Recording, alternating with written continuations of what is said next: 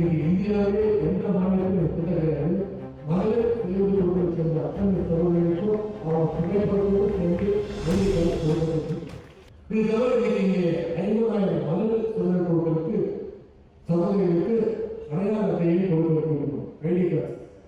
நான் ஒவ்வொரு மாவட்டத்திலையும் ஒவ்வொரு சகோதரிகளை சந்திக்கும் போது சொல்லுவாங்க, அவங்க எங்கிட்ட சொல்லும்போது பேசுவாங்க.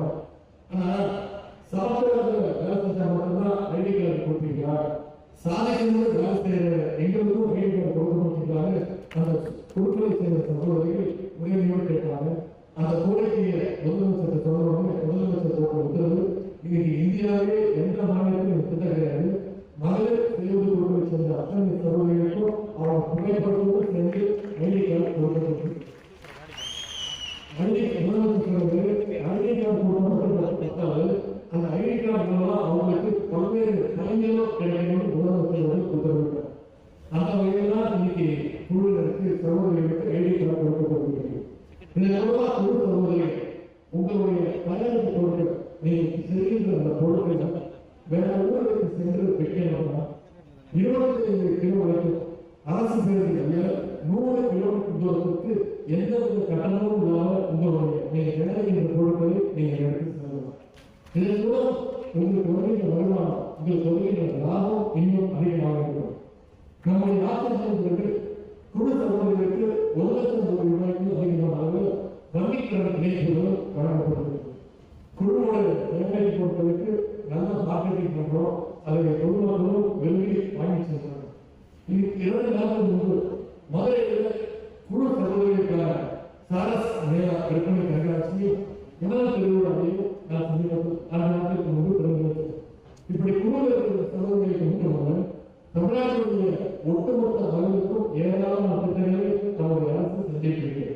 உதாரணத்துக்கு விடியல் பயண திட்டம் 4 வருஷத்துக்கு முன்னாடி நம்முடைய ஆட்சி பொறுப்பு வந்த உடனே நம்முடைய முதலமைச்சர் பொறுப்பு ஏற்ற உடனே அவர் போட்ட முதல் கையெழுத்து இருக்கக்கூடிய மகளிர் உங்களுக்கான கையெழுத்து அதுதான் விடியல் பயண திட்டம். இந்த திட்டத்தின் மூலம் ஒவ்வொரு மகளிரும் மாசம் 900 ரூபாய் 1000 வரைக்கும் சேமிக்கிறாங்க சொல்லுவதற்கு சொல்லுங்க.